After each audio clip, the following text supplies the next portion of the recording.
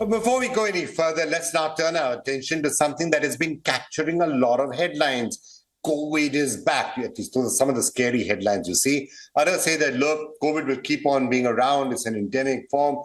Why on earth are you panicking? New variant or no new variant, there's nothing dramatic that is happening. So I'm hearing two different points of view. Let's try and hear from the real expert what the actual truth of the matter is, what the facts are. And who better to talk to than Dr. Randeep Guleria, who, of course, we all remember as the person who led India's entire fight against COVID in those ghastly years of 2020, 2021. Well, Dr. Guleria, it is 2023, and yet again, there is this new COVID scare that seems to be circulating, a new variant. Just tell us, we want to hear it from the expert. Should we be worrying? Should we not be worrying? So I don't think we should be worried, but we should be vigilant. COVID-19 has been there now for more than 3 years, and we've seen waves in the past. But for since November of 2021, we've had Omicron and its sub-lineages only. We haven't seen any new variant emerge like we saw in the early days when we had Alpha, Beta, Delta, and then we had the Omicron. So Omicron is now, the virus is now stabilized to some extent, has become a milder form. But obviously, to survive, the virus will continue to mutate and develop immune escape mechanisms so that it can infect more and more people. But because of the inherent immunity that we have, we will see more of mild cases. But those who are at high risk, the elderly, those who have comorbidities, can at times get a more severe illness. And that we see every year with influenza and other viral infections. So COVID has become like a flu-like illness with severe illnesses in a small group of people. And that's why we need to be vigilant. But it's not that we're going to have another pandemic or anything like that. So, okay, you said some very important things there. I'm just going to try and get that to explain because a lot of people are concerned they need to hear this. So number one, you said that COVID has now reached that sort of an endemic form, like a flu, everyone gets flu every year. A lot of people get flu, a lot of people get colds. They're not necessarily panicking about it unless you're at high risk. So you're saying that's what COVID is now, and people will get COVID. You've got to say, all right, fine, we've got it. Take the precautions, move on, rest for a while, move on. But it's not necessarily something which you need to panic about anymore. Is that what you're saying? Correct. But like I said, the high-risk group need to be more careful. We see that with influenza also. We'll see that with COVID also. They need to make sure that they've been vaccinated. And they also need to take all the precautions in terms of wearing a mask if they go to a crowded area, regular hand washing, and to avoid coming in contact with someone who has fever, cough, and cold. Because if they get the infection, there's a chance that because of their immunity being low, the infection can be more severe. So if you're not at high risk for the general public, should you be wearing masks and worrying about going into crowded places or not that much right now? You have to just get on with your life.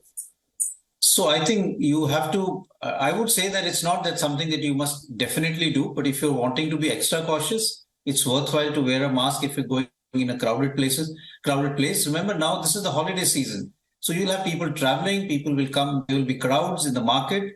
And therefore, there is a chance of the virus spreading from one person to the other because as you travel, you'll carry the virus with you to a new place. And as you go into a crowded area, especially when it's indoor because of the temperature being cold, you can spread the infection to more people. And that's why we will see a little bit of increase in number of cases, but they will be predominantly mild cases with the flu-like illness. When you look at the question of vaccination and boosters and whether that should be done, again, this is some area where I'm hearing some confusion. Should you keep getting boosters? There have been, of course, questions about the vaccine itself. Or do you think by now everyone has some basic level of innate immunity, so more boosters and more vaccinations aren't really required?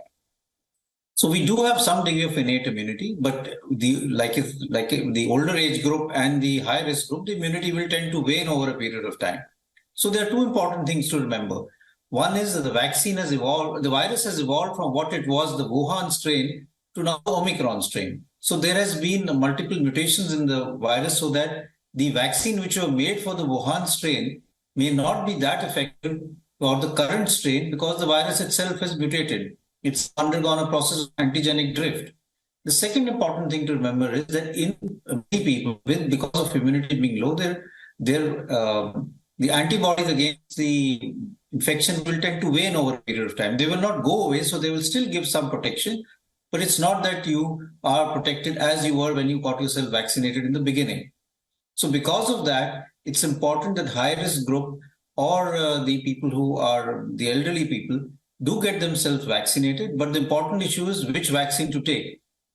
So I personally feel that we should now start looking at new vaccines which are covering the current circulating strain rather than giving a vaccine which was made for the older strain which was prevalent at that point in time. So it's important for us to keep on, like we do for the flu shot. Every year we have a new vaccine for the flu before winter, which covers the current circulating strain, and that is what we advise every year as a flu shot. So we may land up in such a situation for COVID also. But the protocol as of now, while all of this is sorted out, if somebody has been vaccinated twice with Covishield, which I think most of the people have got right now, what should they be doing right now? Do nothing? Try and find another booster? What should they be doing? So if you got yourself vaccinated, including the booster dose, then as of now, you should not do anything. You should just, your immunity is good enough. But one should hopefully wait for, if there is a new vaccine which comes, which covers the current circulating strain, then one should try and get that, especially the high risk and the elderly group. Right. One last question, Dr. Guleria. When it comes to the questions around, like you said, the virus is now mutated into Omicron, which is certainly more benign than something like Delta was when it first hit. You think this is it? The way viruses normally mutate, they get to this level where they can live in an endemic form? Or would you still be worried about a fresh mutation that makes it a killer again? So this is a new virus, so we need to see how it evolves. And that's why I said we need to be vigilant. But if you go by what happens normally, the virus sort of tries to set a balance with the host, that is humans. And it would try and get a balance that it continues to survive, but it causes mild illness, so that the host is also there and the virus is also there. So that is type of a balance that has now been achieved. COVID will stay. It will keep causing some infection in humans, and that's how the virus will continue to survive as far as it is concerned. But the only part is that can this virus, or does this virus have the potential to later on undergo major mutations, which can lead to it becoming more lethal, causing more severe disease? As of now, since November 2021, it's not happened. So it seems that we have reached a stage where it probably may not happen, but we need to be vigilant. And that is why very good aggressive surveillance, both community-based and hospital-based surveillance is required. Because if you see a spike in admissions, if you see a spike in people who are coming into the ICU and they are turning out to be COVID positive, then you need to be very careful as to what is happening. Has the virus mutated into a more severe form? All right. So you look at the hospitalization. Otherwise, general testing is not required, you feel like. They just got a cough and a cold and I might have COVID. This thing. You don't really need to worry about going off and getting tested that often. Yeah, so it will become like a common cold, and therefore probably if you are having symptoms which are causing breathing difficulty, or in the older age group you have associated chronic diseases like diabetes, respiratory diseases, then it's worthwhile to get yourself tested. Because if you are positive for COVID, then you can take an antiviral drug.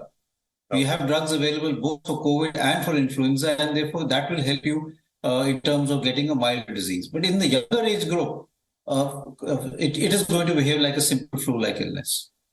All right, Dr. Guleria, thank you so much. That makes it really, really clear.